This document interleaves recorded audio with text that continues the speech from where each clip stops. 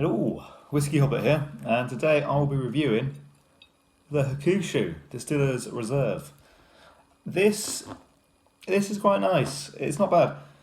Japanese whiskey, as I've said in my previous videos, is good, but the problem is there's a lot of rubbish out there, and it's all quite expensive.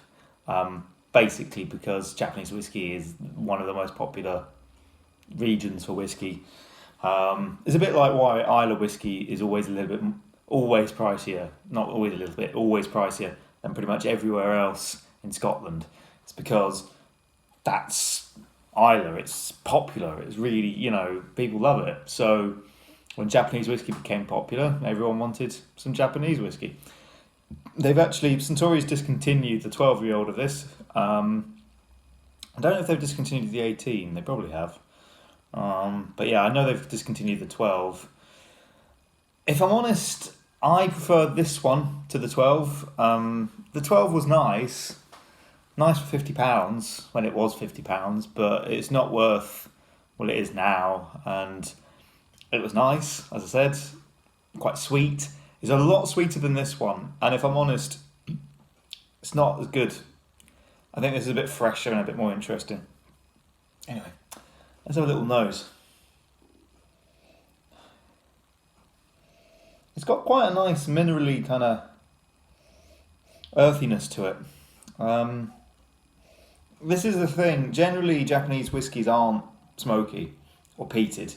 This one is a little bit, which is nice. Makes a bit of a change. I mean, you've only got really this and Yuichi, and that's about it.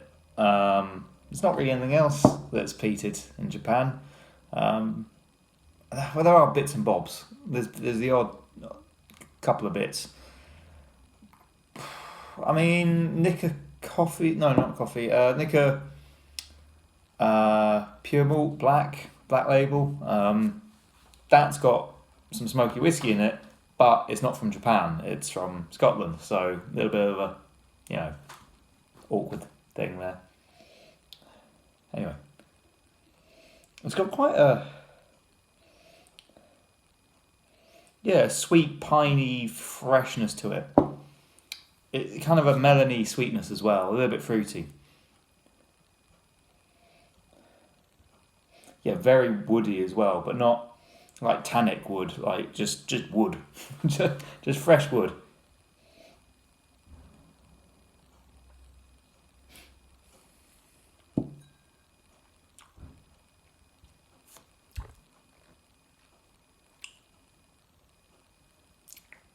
Quite pineapple-y.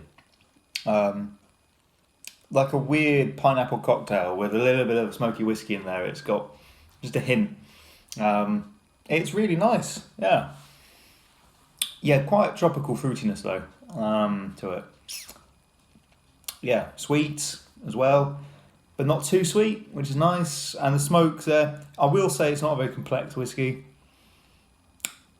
I haven't actually thought what rating I'm going to give this, to be honest. I just sort of thought I'd drink it and review it. I'm not going to add water to this just because it's only bottled at, I think, 43%. No need.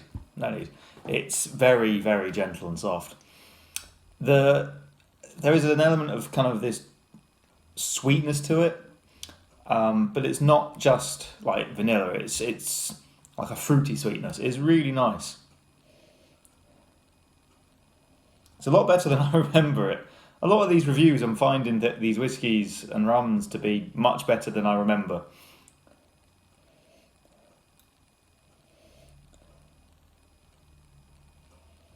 Yeah, that's really, really good. Very, like I say, it is kind of foresty, sweet. You can't kind of like a wet forest. If you've been in a forest when it's been raining, it's like that. But then someone's also passed you a pineapple.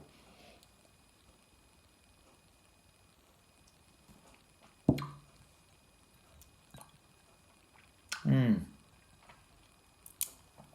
little bit grapey, winey. Really nice. Oh, I don't know what to give it. I would probably, just because it's not really that complicated. It's nice, but it's not really got many layers to it. It's just kind of like, there you go. Oh, was that it? Yeah. I mean, it's a pleasant whiskey. It's very nice, and I think it's about £60, £50. I can't remember exactly. It's not bad, and it won't. Whoever you're buying it for probably won't be disappointed if they like Japanese whiskey or they want a smoky Japanese whiskey or something like that. I mean, if it is £60, I think last time I checked it was 55 to 60. For £75, so £20 more, you can get Yuichi, and I prefer that. Yuichi is a lot more interesting and layered, and just for that reason, I think I can. And the fact that it's not amazing. I'm only going to give this, I think, 86. It could be a lot better. But I mean, to be fair, the 12-year-old Hakushu, I actually don't like as much as this one. It was too sweet. So, I don't know. Not sure what sort of cask it could do with, but that's the thing. I would assume it's bourbon cask, considering the colour and the taste. But yeah, it's nice. It's nice whiskey. If you want a Japanese whiskey, though, I don't know what to suggest. Maybe something else from Nikka, because they're more interesting. Nothing wrong with Suntory. It's just their whiskey portfolio isn't particularly different or interesting enough for the price. Whereas Nikka, they've actually got things that are unique to them and genuinely feel like this is something that I can't find in another whiskey. Whereas, and I think that's partly why Suntory and Nikka became two different companies, is because there's a bit of history there. Because, yeah, the guy who set up Nikka left Suntory because he wanted to do whiskey the way he wanted to do it, the Japanese way. And Suntory wanted to do it the way the Scottish do it.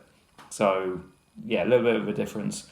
And yeah, Nikka's just brilliant. Not to hate on Suntory. Suntory's lovely, and like I say, it's a nice whiskey. But yeah, I mean, hopefully in the next couple of years we'll see a lot more Japanese distilleries popping up. Hopefully more kind of reasonably priced, and some more interesting things. Like, I don't care if it's a 3-year-old whiskey, and you write 3 years on the label. Obviously, people don't want to do that, and it's annoying. Because I was talking to someone the other day about Ardbeg, and I was saying, why don't you just release, rather than these slightly rubbish, but yeah, nice enough, but slightly rubbish special releases like Ardbeg Drum and Dark Cove and Grooves and all these other slightly pointless whiskies. To be honest, they're not that great. They're all £100 with no age statement and no idea what I'm buying. I would still happily buy an Ardbeg that's 5 years old. If they put the age on the front, 5 years, I would get that over, I don't know, Dark Cove. Yeah, 100%. And the same with Suntory, same with Japanese whiskey. Because I think there's enough love out there for these distilleries and these producers, they could easily put a young age statement on it and it would sell.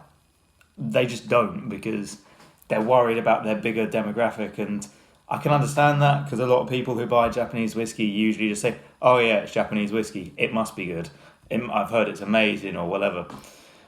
And this, with Islay whiskey and Scottish whiskey, it's a little bit different, because that's just more about, to be honest, the general population buying Scottish whiskey probably don't want to buy something without an age statement. And also, well, no, that's bollocks. They don't want to buy something that looks a bit naff or a bit young. So they want something with a good age on it. What am I saying though? But that's the thing. Yeah, no. So if it's got a young age on it, why would I buy it? But if it's got no age on it, could be nice. I might as well try it. And it is quite irritating because it doesn't work like that. You don't get necessarily good whiskey because it doesn't have an age statement. But it's just the lack of that age statement that seems to make people think, well, it's probably still fine. It looks nice. It's a nice bottle. I don't know where I'm going with this conversation. Anyway, yeah, nice whiskey. And I'd like to see more from Hakushu. I'd love to go to the distillery. Looks amazing. If you've ever seen it, it looks absolutely stunning. So yeah, don't know what I'm reviewing next time. Probably an either. I've got quite a few I could review. So yeah, until next time.